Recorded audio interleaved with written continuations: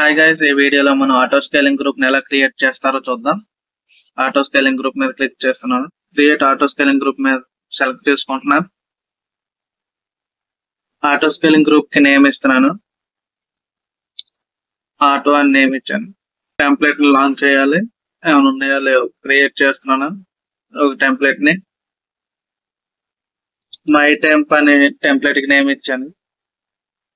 ఎలా all traffic అని description ఇస్తున్నాను.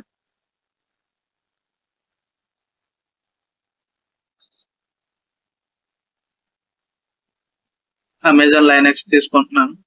ఇన్స్టెంట్ టైప్ వచ్చి T2 మైక్రో ఫ్రీ టైర్ తీసుకుంటున్నాను. Key pair previous key pair తీసుకుంటున్నాను.